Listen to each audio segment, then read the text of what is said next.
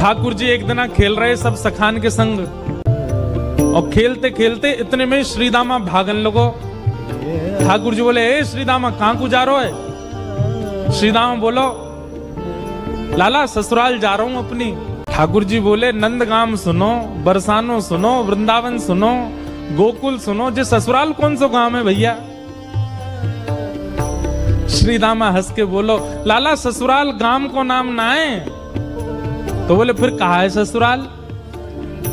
बोले, जब ब्याह है जाए ना तो अपनो घर तो पीहर है और पत्नी को घर जो है का वो ससुराल है। ठाकुर जी बोले, जे पत्नी कौन होवे? बोले, लाला जैसे नंद बाबा की तेरी मैया यशोदा पत्नी है, ऐसे ही मेरो ब्याह है रो, मैं हूं पत्नी लेवे जा रहा हूं, तो पत्नी के घर को ससुराल के में। ठाकुर जी गए श्रीदामा के पास, ओए श्रीदामा मेरो ससुराल कौन सा है? मेरे ससुराल को नाम बता। श्रीदाम बोलो, मुंह का पता तेरा ससुराल कौन सा? तेरी बहू जहां की होगी वो तेरा ससुराल। बोले, मेरी बहू कहाँ है? श्रीदामा बोलो, लाला मुझे मत पूछे, मैया तो जाके पूछ। ठाकुर जी तो आज पहुंच गए सुबेरे ही, और यशोदा मैया से जाकर के रोने लगे। मैया बोली, काय गुरो रा लाला? बोले, मैया तेने मुझे इतनी बड़ी बात छिपाई। मैया बोली, कहा छुपा दियो मैंने? बोले, तेने मेरी ससुराल को नाम ना बतायो आज तक।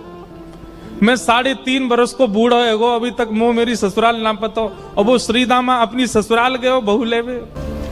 यशोदा मैया बोली, लाला तेरी संगत सुधारनी पड़ेगी, सबरे सखा तो दिन ब दिन बिगाड़ते जा रहे हैं, तूने एक बड़ो है जा, तेरी ससुराल है जाएगी।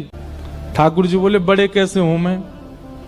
बोले, जब खुद दूध पीन लगेगो, खुद नहान लगेगो, खुद तैयार है जाएगो, घर के सब काम अन्य करने लगेगो, तू बड़ा हो जाएगो, तेरो ब्याह करा दूंगी। महाराज वही दिना ठाकुर जी गए, अपने सबरे पुराने लत्ता कपड़ा लेकर के आए, धोन लगे उन्हें, अपने आप दूध पीन लगे, अपने आप भोजन करने लगे, अपने आप ही उठ पटांग श्रृंगार करने लगे। शाम को बोले, मैया मैं बड़ो है गो, अब ब्याह करा दे मेरो।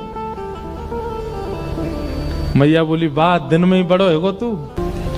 मैया तो बोले, मैया देख तू बात ने मत बदले, बार बार मोते कह तू ऐसो कर तो ब्याह कराऊंगी, बड़ो है जा तो ब्याह कराऊंगी। अब सब काम मैंने कर दिए, घर के सब काम काज करने लगो मैं, देख अपनो श्रृंगार खुद करके आऊं, देख कैसो लग रहा हूं मैं। मैया बोली, ओठ वाली चीज आंखन में लगा के आयो, आंख वाली ओठन में लगा के आयो, यूं करो बड़ो है गो मैं। ठाकुर जी बोले, मैया मेरो ब्याह करा दे, नहीं तो श्रीदामा बहू लेके आ रहा हूं, बाकी बहू ले आऊंगा मैं, वही की बहू को ले आऊंगा, वही की ससुराल को अपनो बना लूंगा। तभी एक सखा दौड़ो दौड़ो आयो, बोले, ए लाला देख श्रीदामा बहू लेके आ गो। बहू को नाम सुनते ही ठाकुर जी तो मचल गए, लेके चल मुंह को जल्दी। मैया रोकने लगी, बोले, लाला ने सुधर के तो जा, कैसो बन के जा रहा है? ठाकुर जी तो दौड़े दौड़े गए, बोले बीच रास्ता में रोक ले, सबको कथा पता है। माधवी की माँ ने पहले ही मना करके भेजा था कि बोले तेरे सखा, तेरे पति जो श्रीदामा, उनके जो सखा कृष्ण है, उनको मुख मत दिखाइयो। ठाकुर जी पालकी में घुस गए, हाथ पांव जोड़ के कहने लगे, भाभी जी एक बार ने अपना मुख दिखाए दो, लेकिन माधवी ने नहीं दिखाया। ठाकुर जी कह रहे हैं, देख ले बड़े बड़े जोगी, बड़े बड़े तपस्वी, बड़े बड़े ध्यानी हमारे मुख को देखवे के काजे तड़पे, और हम तेरे सामने बैठे, तू हमें मोहना दिखा रही अपनो। माधवी ने मुख नहीं दिखाया। ठाकुर जी बोले, ठीक है, तड़पेगी मुख को देखवे के काजे। माधवी बोली, मोए ना तड़पनो, मेरे पास मेरो खसम है, वही देख लूंगी, तुम्हें काई को देखना। ठाकुर जी बोले, वचन दे के जा रहा हूं, तड़पेगी। जैसे छोटे से बालक कभी कभी बड़ी बड़ी बात करते हैं तो बड़े लोग उसको मजाक में लेते हैं, ऐसी माधवी ने भी मजाक में लिया, देखा ही नहीं ठाकुर जी को। श्री शुकाचार्य जी वर्णन करते हैं, वृंदावन में कैसी स्थिति है। गोपियां दोहन करती हैं तो घर घर घर जो दही की मथनी की आवाज आती है ना, उसी में ही कीर्तन करने लग जाती हैं। कृष्ण ऐसे, कृष्ण के नेत्र ऐसे, कृष्ण की नासिका ऐसी, कृष्ण के कान ऐसे, कृष्ण को मोर पिछ ऐसो, कृष्ण की पीतांबरी ऐसी, कृष्ण की भुजा ऐसी, कृष्ण के चरण ऐसे। कोई गोपी अपने घर में चौका लगा रही है और चौका में पौंछा की जो छर्र छर्र आवाज आवे, वही छर्र छर्र ध्वनि में ही कीर्तन करने लग जाए, कृष्ण ऐसे, कृष्ण ऐसे। हसितम मधुरम, चलितम मधुरम, वमितम मधुरम, मधुराधिपते अखिलम मधुरम। इन सबकी बातें सुनकर के मीराबाई, माधवी को ऐसा लगता है कि इन सब से तो मैं श्रेष्ठ हूं, कम से कम अपने पति की हूं, इन सब की तरह तो नहीं। पूरे दिन उस कृष्ण की प्रशंसा करती रहती हैं। सब गोपियां माधवी से कहती हैं, अभी तक तेरे सामने आयो ना आए और तेने अभी तक देखो ना आए। अरे या प्रेम को काम भावनाते मत देखियो, 3.5 वर्ष को 4 वर्ष को है, लेकिन वाक्य प्रति एक अलग ही प्रेम प्रकट है। चाहे माधवी सबको ज्ञान देती है, बोले चाहे 3 वर्ष को 4 वर्ष को है तो अन्य पुरुष, क्यों उसकी बातें करती हो, क्यों उसकी ओर देखती हो। लेकिन 24 घंटे गोपियों के बीच में रहती माधवी को और कोई चर्चा ही नहीं सुनाई देती। सब केवल कृष्ण की बात करती हैं। जल भरती हैं तो, बैठती हैं तो, भोजन बनाती हैं तो, बतियाती हैं तो, श्रृंगार करती हैं तो, हर समय कृष्ण कृष्ण कृष्ण कृष्ण। माधवी ने कुछ समय अकेले रहने का भी प्रण लिया, लेकिन अकेले रह नहीं सकती, जंगल है, कहां अकेली जावे, जाना पड़ता है। उस एक दिन रात में सोई तो अब कानों में कृष्ण कृष्ण कृष्ण कृष्ण गूंज रहा है, तो कान बंद करती, पता नहीं पूरे दिन इतना नाम सुनती हूं कि अब तो कानों में भी यही गूंजता है। कान बंद करके सोती है तो स्वप्न में कृष्ण ऐसे हैं। अब कृष्ण देखे नहीं है, लेकिन उसको श्याम वर्ण, पीली पीतांबरी, वंशी, मोर पिछ सब अनुभव होता है। उठ के बैठ जाती है, नेत्रों को मीटती है, क्या करूं मैं, नहीं चाहती है स्वप्न मुझे आवे। अब धीरे धीरे माधवी की स्थिति ऐसी होने लगी कि अब वो ना चाह करके भी कृष्णमयी ही हो गई है। रात्रि में सोती, अचानक उठ बैठती है, ऐसा लगता है मानो जैसे उसका हाथ पकड़ लिया हो। स्थिति ऐसी हो गई कि आधी रात और माधवी को ऐसा लगता है कि भोर हो गई, और तुरंत उठ करके जल्दी जल्दी वस्त्र धारण करती है, मटका उठाती है और दौड़ करके जाती है। अरे विलंब है गयो, इतनी देर है गई, मैं अभी तक उठी नहीं, जबकि है आधी रात। दिन रात सब परिवर्तित हो गया।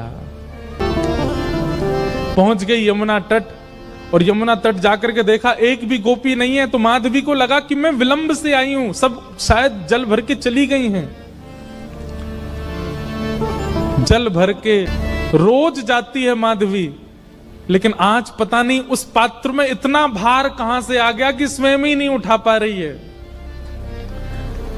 इधर उधर देखने लगी, याचना करने लगी, कोई तो आवे, कोई तो उठा दे, और तभी कोई नहीं है वहां। नंद नंदन श्याम सुंदर चलते हुए आ रहे हैं माधवी के पास। माधवी की मति घूम गई है, आधी रात ही आ गई, और तभी ठाकुर जी वहां पहुंच गए।